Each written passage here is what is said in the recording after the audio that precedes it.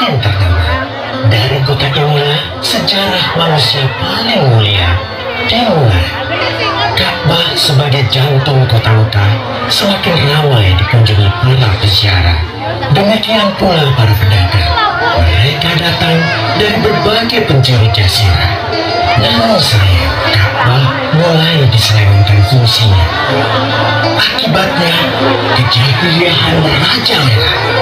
Bahkan pada masa itu, memiliki bayi perempuan adalah hal yang sangat mengharapkan. Aib keluarga. Sehingga sebagian dari mereka tega membunuh bayi perempuan mereka sendiri. Di tengah kondisi masyarakat jahiliyah itulah Nabi Muhammad dilahirkan.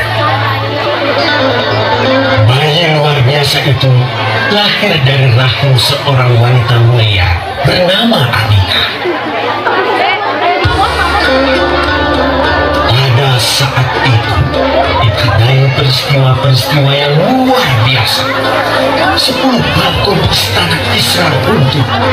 Juga padamnya api-api yang biasa disembah oleh orang-orang Majusi.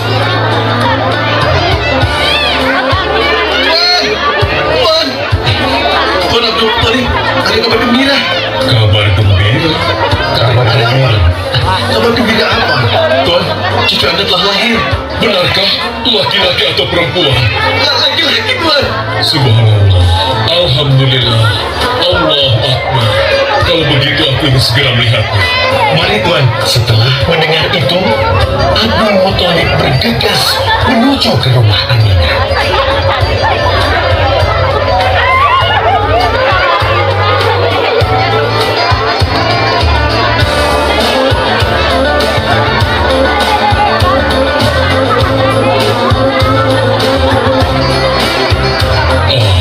Cucuku, kasihan engkau terlahir yatim.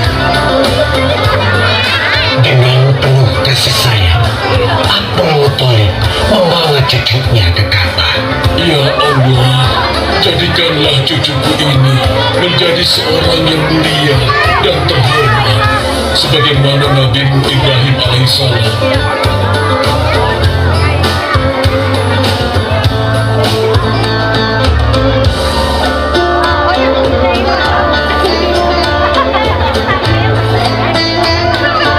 Siapa namanya ayah? Muhammad. Muhammad? Iya, aku akan menamainya Muhammad. Artinya yang terpuji. Kehadiran Muhammad kecil sungguh memberi kebahagiaan. Tidak hanya bagi keluarga Bani Hashim, bahkan seluruh kabilah suku Quraisy menyambutnya dengan sukacita. Kemudian Abdul Muthalib mencarikan ibu susu bagi Muhammad kecil. Kita sudah berhari-hari mencari anak susuan, yang dari situ kita akan mendapatkan imbalan yang cukup. Namun hingga saat ini belum juga kita dapatkan. Ya, istriku, aku mengerti. Apa kita terima saja bayi yatim itu? Muhammad maksudmu? Iya, cucu dari Abdul Muthalib. Kasihan dia.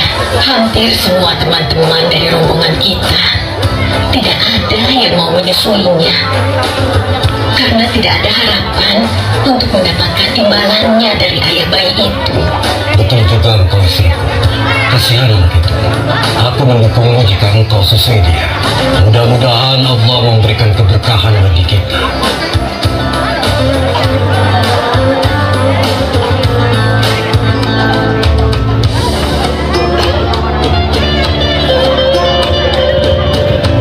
Halimah segera mendatangi Abdul Muthalib. Dia bersedia untuk menjadi ibu susu dan pengasuh bagi Muhammad kecil.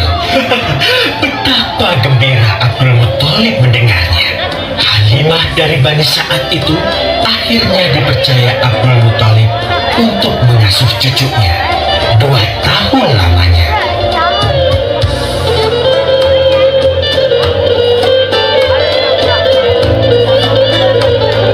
Kita berangkat sekarang. Sebentar lagi suamiku, insya Allah kita berangkat sampai anak ini kenyang. Kalau begitu, aku lanjutkan berkemas-kemas dahulu. Hah? Ada apa, suamiku? Lihat, Mita dan kedai kita. Mereka demikian sehat, tidak seperti sebelumnya. Subhanallah. Betul, suamiku. Tidak seperti kemarin. Demi Allah, kau tidak salah memilih istri. Kau telah mengambil anak yang dipenuhi dengan barokah. Allah melimpahkan keberkahan atas Halimah dan suaminya. Mereka pulang ke kampung Bani Sa'ad dengan penuh rasa syukur. 2 tahun berlalu sudah. Tugas Halimatus Sya'diyah sesungguhnya telah usai. Saatnya Muhammad kecil harus dikembalikan kepada ibunya. Terima kasih, Halimah. Engkau telah merawat anakku dengan baik selama 2 tahun. Tidak ada yang bisa kuberikan kecuali aku berdoa. Semoga Allah memberkahi engkau dan keluargamu. Amin. Saya juga bersyukur diberikan kepercayaan dan kesempatan merawat anakmu, wahai Ibu Aminah. Namun, begini Bu, mohon maaf. Kalau boleh, izinkan aku merawat Muhammad lebih lama lagi. Aku masih sangat sayang padanya. Baiklah, kalau begitu aku setuju dengan usulmu. Bawa dan rawatlah Muhammad sebagaimana dia anakmu sendiri. Terima kasih, Ibu. Terima kasih.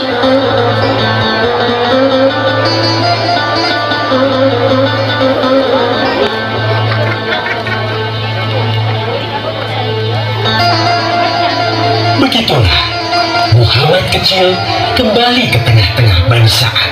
Ia tumbuh menjadi anak yang memiliki banyak teman. Karena kemuliaan akhlaknya. Tatkala berusia sekitar 4 tahun, terjadilah suatu peristiwa. Muhammad, Bu! Muhammad! Muhammad? Kenapa Muhammad? Muhammad dibawa orang. Hah? Dibawa orang? Diculik? Coba ceritakan. Ketika kami tengah bermain, tiba-tiba ada orang dewasa datang. Dia langsung membawa pergi Muhammad dan membunuhnya. Hah? Membunuhnya? Ya Allah, di mana? Di mana? Antarkan ibu ke sana.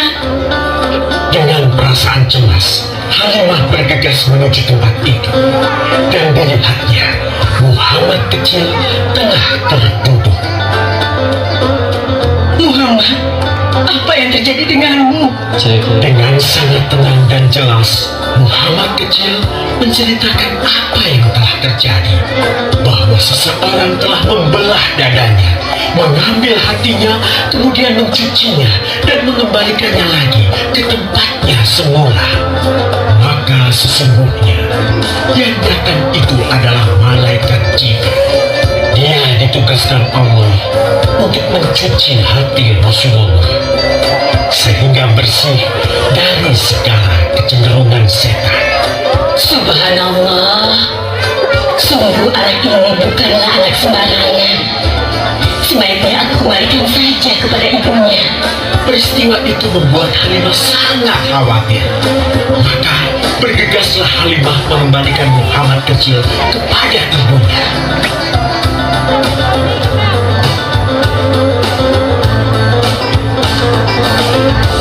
Menginjak usia yang ke-6 tahun, Muhammad kecil diajak ibunya untuk berziarah ke makam ayahnya, Abdullah di Yastrib. Untuk Nabi Muhammad tidak diperagakan ya.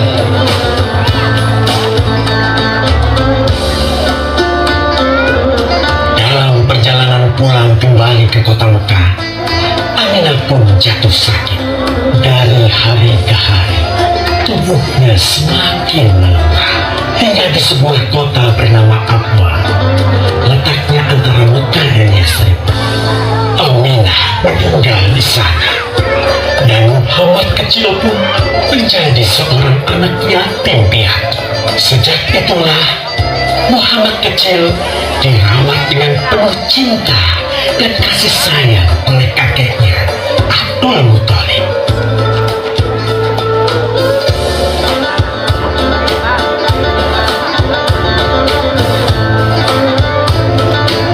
Muhammad, sudah berhentilah memerah susunya. Insya Allah, sudah cukup untuk persediaan kita hari ini. Beristirahatlah sejenak. Makanlah agar kau tetap sehat.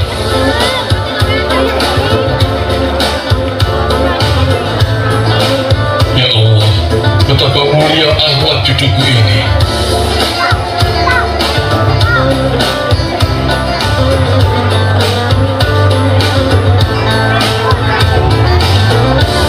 Namun, kasih sayang Abdul Muthalib tidak berlangsung lama.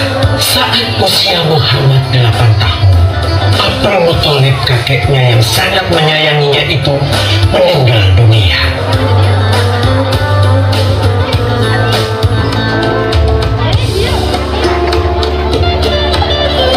Kemudian, pengasuhan atas Muhammad pun beralih ke pamannya, Abu Thalib. Muhammad kecil tahu betul betapa sayangnya pamannya kepadanya.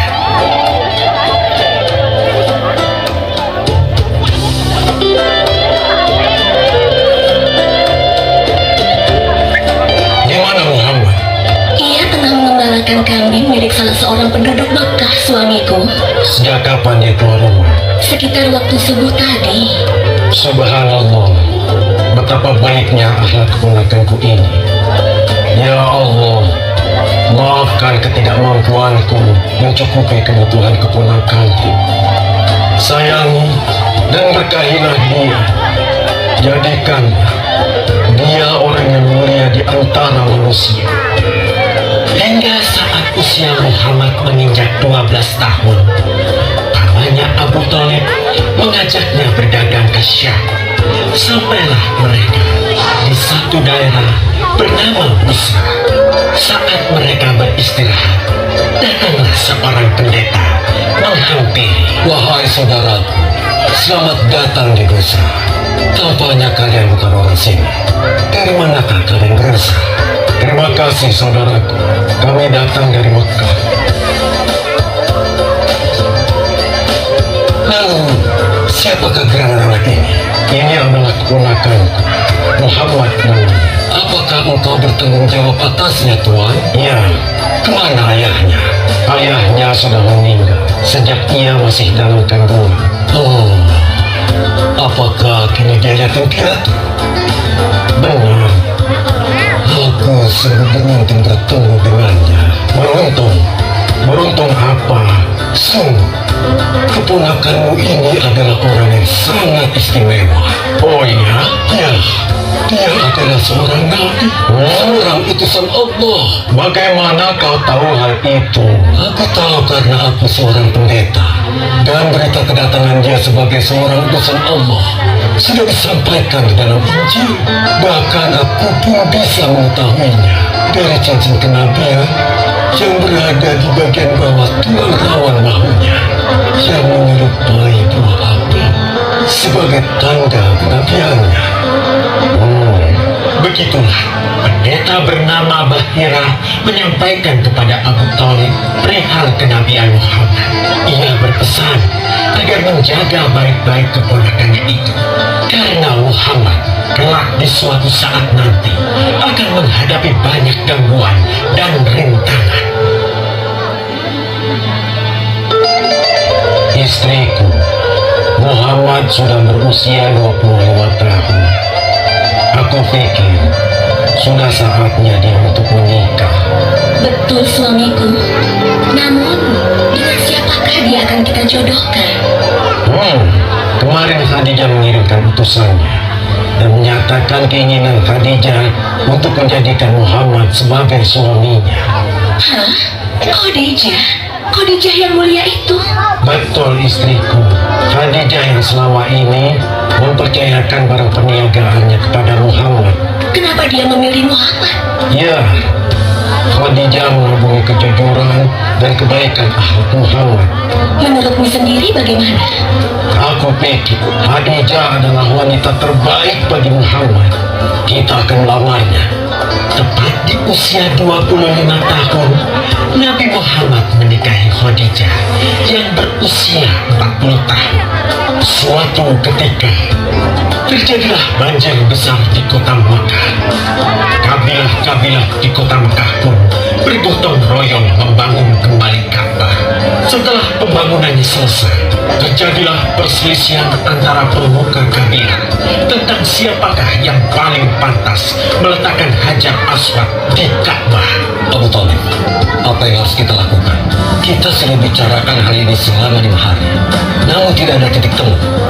Aku khawatir akan terjadi pertumpahan darah. Sudah, begini saja. Kita sepakati bahwa masalah ini kita serahkan kepada takdir terbaik. Lihat, pintu masuk Ka'bah itu. Siapapun yang pertama kali akan melewati pintu itu, dan siapapun dia, kita tidak boleh menolaknya. Setuju? Aku juga setuju. Baiklah, aku setuju. Aku juga setuju. Baiklah, kita perhatikan bersama. Tidak lama setelah kesepakatan itu, atas izin Allah, Nabi Muhammad menjadi orang pertama yang memasuki pintu menuju Ka'bah. Alhamdulillah, segala puji bagi Allah. Ternyata Muhammad, dan memang dia adalah orang yang tidak pernah kita temui ada celah. Betul? Betul. Iya, betul. Nabi Muhammad pun menerima kepercayaan itu. Dengan kebijaksanaannya, Nabi Muhammad meminta sehelai kain, lalu meletakkan Hajar Aswad atasnya. Nabi Muhammad mempersilahkan seluruh pemuka kabilah untuk memegang ujung-ujungnya dan mengangkatnya secara bersama-sama. Setelah sampai pada sudut Ka'bah, giliran Nabi Muhammad meletakkan Hajar Aswad di tempatnya semula. Terhindarlah perpecahan di kota Mekah. Meskipun demikian, kegelisahan masih terus menggelayuti hati Nabi Muhammad. Kejahiliahan ada di mana-mana. Kezaliman dan kemaksiatan terus berlangsung. Ia tak habis pikir. Nabi Muhammad mulai merenung dan menyendiri untuk menghindar dari perilaku jahiliyah. Nabi Muhammad memilih tempat di sebuah goa di atas bukit sekitar Mekah. Goa Hiro. Dari mulut goa itulah Nabi Muhammad bisa memandangi kota Mekah yang dicintainya dengan pandangan yang lebih luas. Hingga suatu ketika, sesuatu yang tidak pernah terbayangkan sebelumnya terjadi. Tiba-tiba, goa itu menjadi terang benderang. Kemanapun arah mata melihat, di sanalah cahaya itu ada. Itulah malaikat Jibril. Jibril berkata, "Bacalah." Dengan gemetar, Nabi Muhammad berkata, "Aku tidak bisa membaca." Malaikat Jibril lantas merangkul Nabi Muhammad SAW dengan kuat hingga nafas beliau sesak. Seraya berkata lagi, "Bacalah." Sampai akhirnya malaikat Jibril membantunya setelah merangkulnya dan menyuruhnya membaca hingga 3 kali. Kemudian malaikat Jibril membantunya membaca. Bacalah dengan menyebut nama Tuhanmu yang menciptakan. Dia telah menciptakan manusia dari segumpal darah. Bacalah, dan Tuhanmu lah yang paling pemurah, yang mengajarkan manusia dengan perantaraan Al-Qalam. Dia mengajarkan kepada manusia apa yang tidak diketahuinya. Kalimat suci telah terucap. Bismillah sudah. Dari dalam Gua Hiro, Allah mengangkat Nabi Muhammad SAW sebagai penuntun dari kegelapan menuju cahaya, dari keburukan menjadi kebaikan, dan dari kesesatan